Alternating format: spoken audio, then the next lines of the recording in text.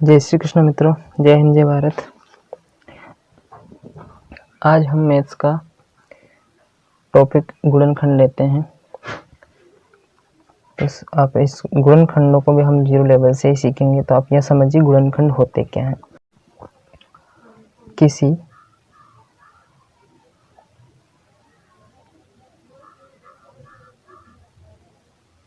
संख्या में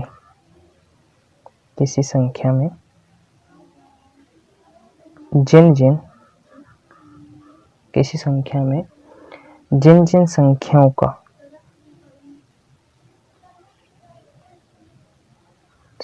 का पूरा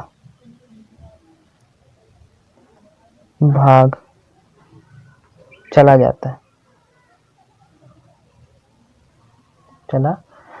है वे सभी संख्याएं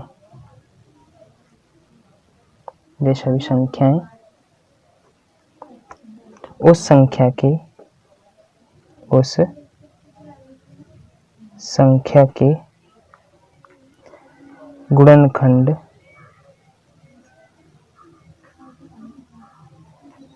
कहलाती हैं।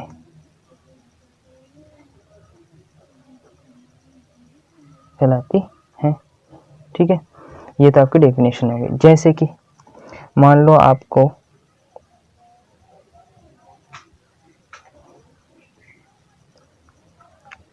8 के गुणनखंड लेने, 8 के गुणनखंड।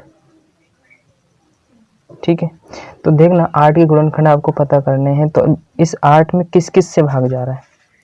तो 8 से जा रहा है आपका 1, ये 1, 2 से जा रहा है, 3 से नहीं जा रहा है, 4 से जा रहा है, 5 से, 6 से, 7 से नहीं जा रहा है, डायरेक्ट 8 से जा रहा है। ये क्या हो गया? आपके गुणनखंड। ठीक है, जिनसे इस संख्या में भाग जा रहा है वे सारी संख्या क्या कहलाती? गुणनखंड कहलाती है। आगे चलते हैं और देख लेते हैं। जैसे मान लो आपको निकालना है यहाँ 12 के गुणनखंड। तो 12 गुणनखंड कैसे निकालते? जिस संख्या को 12 में भाग जा रहा है, जैसे 1 का तो सब में जाता है। ठीक है, 2 से जा रहा है, 3 से जा रहा है, 4 से जा रहा है, 5 से नहीं जाएगा, 6 से नहीं जाएगा, 6 से जा रहा है, एंड 7 और 8 से नहीं जाएगा, 9 से नहीं जाएगा, 10 से नहीं जाएगा, 11 से डायरेक्ट अब किससे जाएगा? 12 से जाएगा। ये सारे क्या कहलाएंगे? गुणनखंड कहलाएंगे।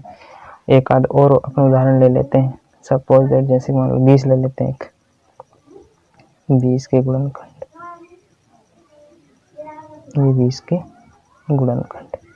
अब 20 के गुणनखंड कौन से होंगे? 1 तो सब में होगा ही होगा, 2 भी होगा, ठीक है, क्योंकि पीछे 0 है, 3 नहीं होगा, ठीक है, 4 होगा, 5 भी होगा क्योंकि पीछे 0 है। ठीक है, ध्यान रखना। चलो इनको मैं बाद में समझाऊंगा कि किस संख्या से कब भाग जाता है, आगे कर लेते हैं इसको। 6 नहीं होगा, 7 भी नहीं होगा, 8 भी नहीं होगा, 9 भी नहीं होगा, 10 होगा। अब इसके आगे कोई संख्या आपकी इससे भाग नहीं जाएगा क्योंकि 10 से ऊपर वाली संख्या आ जाएंगी। अब डायरेक्ट 20 ही होगा। आगे एक और संख्या ले लेते हैं, मान लो 48 ले लेते हैं। 48 में किस पे भाग जाएगा? 1 से जाएगा, 2 से जाएगा, 3 से जाएगा और 4 से जाएगा, 5 से नहीं जाएगा, 6 से चला जाएगा, 7 से नहीं जाएगा, 8 से चला जाएगा, 9 से नहीं जाएगा, 10 से भी नहीं जाएगा, 11 से नहीं, 12 से चला जाएगा, 13, 14 से नहीं जाएगा, 15 से नहीं जाएगा, 16 से भी नहीं जाएगा, 16 चला जाएगा, 16 से तो 17 से नहीं जाएगा, 18 से नहीं जाएगा, 19 से भी नहीं जाएगा, 20 से भी नहीं जाएगा, 21 से नहीं जाएगा, 22 से भी नहीं जाएगा, 23 से नहीं जाएगा, 24 से चला जाएगा। अब 24 से और 48 के बीच की किसी भी संख्या से अब इसमें भाग नहीं जाएगा क्योंकि 50% आप पहुंच चुके हो। 48 के आधे तक जैसे पहुंच जाते हैं तो उसकी आगे वाली संख्या में भाग नहीं। जैसे कि यहाँ पे 20 का आधा कितना? 10। तो 10 और 20 के बीच में किसी भी संख्या से भाग नहीं गया। 12 का आप आधा कहाँ पहुँचे? 6 तक पहुँचे, तो 6 और 12 के बीच में किसी भी संख्या से भाग नहीं जाएगा। ये आपको थोड़ा लॉजिक लगाना पड़ेगा। इसी प्रकार 24 से 25 से लेकर अब आगे तक मतलब 47 तक अब डायरेक्ट चले जाइए 48। इन संख्याओं से भाग, तो ये सभी क्या कहलाएंगे, गुणनखंड कहलाएंगे। ठीक है, अब बात आती है कुछ लॉजिक्स की कि किसी संख्या गुणनखंड एक तो रहेगा ही रहेगा, एक रहेगा ही रहेगा। दूसरी बात कि वो स्वयं संख्या भी रहेगी, जैसे ये 8 तो ये 8, ये 12 तो ये 12, 20 तो ये 20 और 48 तो ये 48। ठीक, अब आगे चलते हैं अभाज्य गुणनखंड की तरफ। अभाज्य गुणनखंड,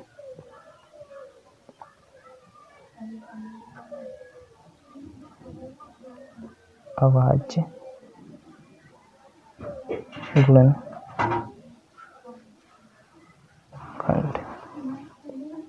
ठीक, ये गुणनखंड ज्ञात करने के लिए दी गई संख्या में सर्वप्रथम 2 का भाग देते हैं, 2 का भाग देते हैं। यदि 2 का भाग नहीं जाता है तो 3 का, तथा सपोज दैट 3 का भी नहीं जाता है,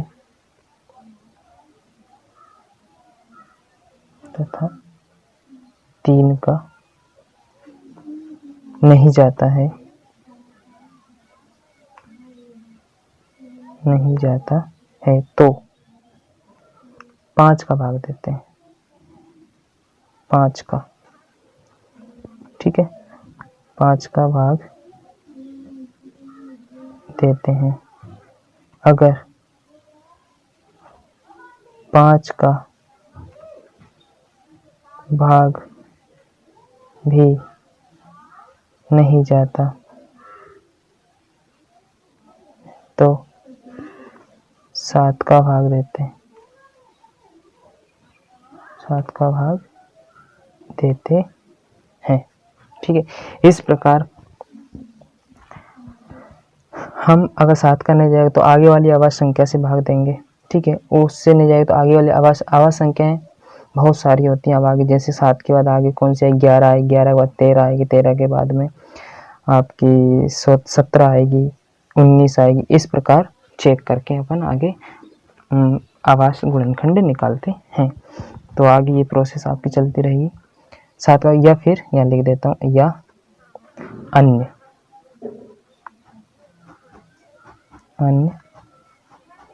अभाज्य संख्या का भाग देते हैं। ठीक फ्रेंड्स, आपको समझ। अब इसका अपन एक उदाहरण ले लेते हैं। तो उदाहरण में मान लो मैंने आपसे इसमें आवाज के लिए ले लिया, छोटा सा ले लेता हूँ मैं, 12 ले लेता हूँ। 12 के अभाज्य गुणनखंड, अभाज्य गुणनखंड 12 के अभाज्य गुणनखंड कौन कौन से होंगे? देखो, 2 × 2 4 3 12, जिससे इसके अभाज्य गुणनखंड हो गए। अगर आपको डायरेक्ट निकालना याद ना हो तो आप इधर साइड में निकाल सकते हैं, जो बड़ा होगा उसको मैं निकाल दूंगा। इसी प्रकार हम 15 के अभाज्य गुणनखंड निकालते हैं। अभाज्य गुणनखंड तो इसका होगा 3 × 5। इसी प्रकार आगे बढ़ जाते हैं, हम कोई भी संख्या ले सकते हैं।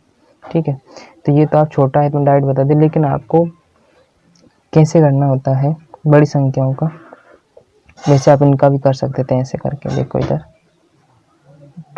2 × 12, 2 × 6, 3 × 3, ये सारे इधर जो है वो सारे अभाज्य गुणनखंड है। जैसे 15 के यहाँ पे करके दिखाता हूँ, 3 5 15, 5 × अभाज्य। नियम ये देखो यहाँ भी लिखा है, 2 का सबसे पहले किसका भाग दिया, 2 का भाग दिया, ठीक है, फिर भी 2 से 2 से, लेकिन 2 से नहीं किया फिर 3 से देंगे। यहाँ पर 2 से भाग नहीं जा रहा, डायरेक्ट 3 से दे दिया, ठीक है, फिर 5 से। इस प्रकार ये इस अकॉर्डिंग टू रूल अपन आवाज गुणन करने। एक बड़ी संख्या का निकाल लेते, सपोज दैट मैं लिख लेता हूँ 64 के अभाज्य गुणनखंड।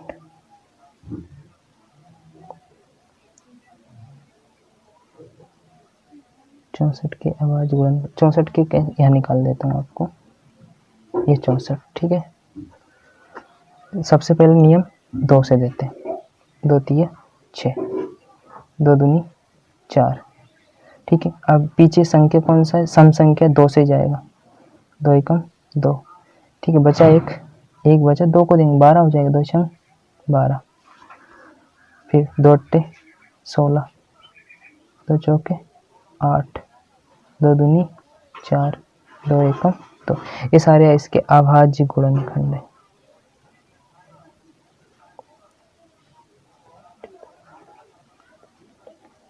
ठीक है, ये सारे। और कोई सी बात ले सकते हैं, सपोज दैट मान लो मैं ले लेता हूँ इसमें एक 100 ले लेता हूँ, 100 के अभाज्य गुणनखंड,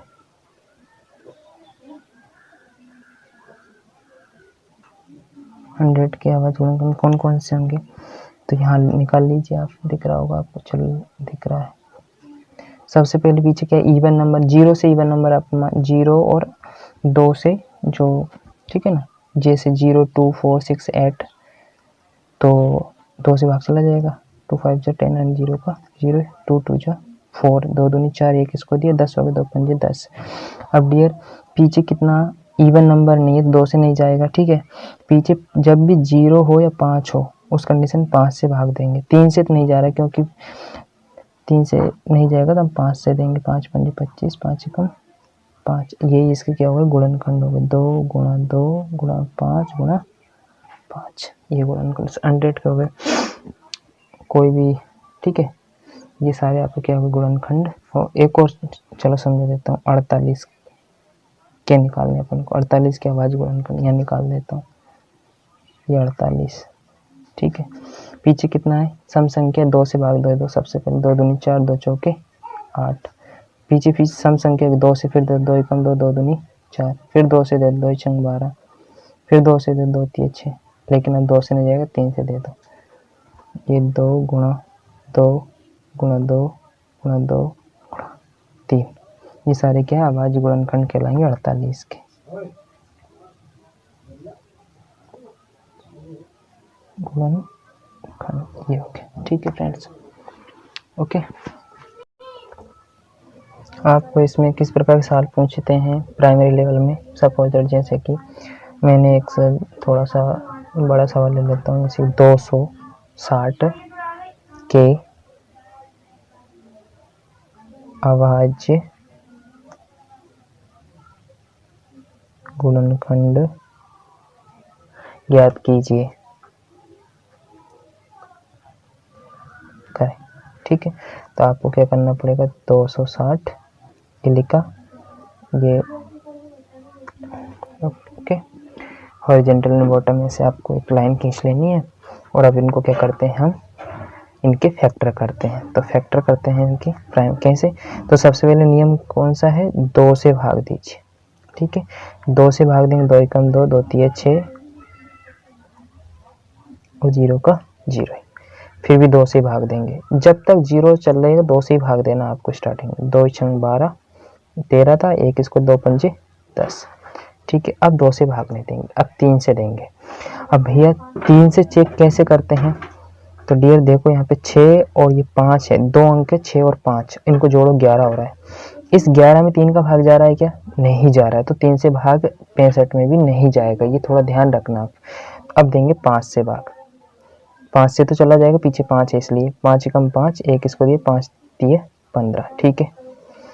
अब 5 से जाना नहीं, जब 0 और 5 होगा तभी 5 से भाग जाएगा, अन्यथा नहीं जाएगा। तो आगे की संख्या देख ली, 7 से भी नहीं जा रहा, आगे मतलब 13 से ही जाएगा डायरेक्ट, ये 13 एकम 13, ठीक है। और ये आपके अभाज्य गुणनखंड हो गए सभी, तो यहाँ लिख दीजिए 260 इंटू 5 इंटू 13, यही आपको क्या होगा आंसर होगा। ये आपके आवाज गुणनखंड निकाल लिया आपने, ठीक है। इसके अलावा एक आध और कर लेते हैं अपन इधर कहीं पर, मान लो इधर कर लेते हैं, ठीक है। एक और ले लेते हैं,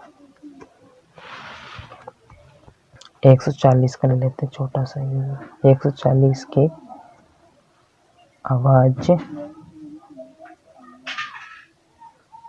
गुणनखंड, ठीक है।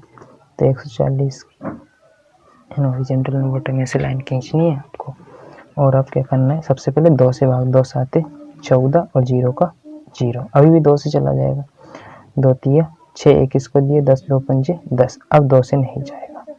अब चेक करते हैं 3 से, तो 3 से भाग देने के लिए 3 और 5 को जोड़ो, 8 हुए, 3 से भाग ही नहीं जा रहा है 8 में, तो 3 को हटाओ, 3 के बाद नंबर किसका आता है 5 का, तो 5 से चला जाएगा, 5 7 35, ठीक है। इसमें डायरेक्ट 7 से चलेगा, 7 एकम 7, ठीक है। अब ये आपके आंसर आ गया 2 इंटू 2 इंटू 5 इंटू 7, यही आपके क्या हो गए प्राइम फैक्टर अभाज्य गुणनखंड होगा, ठीक है। फ्रेंड्स, आपको गुणनखंड समझ में आ गए होंगे। जब आपसे पूछे सभी गुणनखंड बताइए, तो सभी गुणनखंड इधर वाले आपको ऐसे बताने हैं, ध्यान रखना, ये सभी गुणनखंड, ठीक है। कि 8 के गुणनखंड बताओ, तो 1 भी है, 2 भी है, 4 भी है, 8 भी है, शब्दों पर ध्यान देना। लेकिन आपसे पूछे अभाज्य गुणनखंड बताओ, तो अभाज्य गुणनखंड ये है, ठीक है, ये अभाज्य गुणनखंड। इसमें अभाज्य गुणनखंड क्यों, कि इन संख्याओं में किसी दूसरी संख्याओं से भाग नहीं जा रहा, इसलिए इनको अभाज्य गुणनखंड बोलते हैं। अब मान लो इसको भी आप बोल दो ये अभाज्य गुणनखंड भैया, तो इसमें 4 में भाग चला जाता है, 2 से चला जाता है, 8 में भाग चला जाता है, इसलिए ये अभाज्य गुणनखंड नहीं कहलाएंगे। तो इसमें अभाज्य गुणनखंड अकेला कौन है, 2 है, इधर 2 है, इस प्रकार। तो हमें अभाज्य गुणनखंड निकालने के लिए इन ऐसे निकालने हैं, जो मैंने इधर निकाल के दिखा दिए। कुछ 2 सवाल मैंने इधर भी ले लिए, ये अभाज्य गुणनखंडों के लिए। लेकिन वापस मैं समझा रहा हूँ, अगर आपसे पूछा जाए कि 260 के सभी गुणनखंड बताइए, 260 के सभी गुणनखंड बताइए, तो उसमें 1 आएगा, 2 भी आएगा, ठीक है, और इसके अलावा 4 भी आएगा। आगे की संख्या बहुत, जिन से 260 में भाग जाए वो सभी गुणनखंड कहलाते। लेकिन यहाँ पे शब्द ध्यान रखना, अभाज्य गुणनखंड। तो अभाज्य गुणनखंड ज्ञात करना, तो बस सिर्फ कितने, ये आपके अभाज्य गुणनखंड हो गए, ठीक है। फ्रेंड्स, आपको ये चैप्टर, ये टॉपिक समझ में आ गया होगा। इसी टॉपिक पर आगे भी कोई दूसरा वीडियो में बनाऊंगा, लेकिन फ़िलहाल के लिए बस इतना ही। अगर आपको ये वीडियो पसंद आया है तो लाइक शेयर सब्सक्राइब करें। जय हिंद, जय भारत, जय श्री कृष्ण।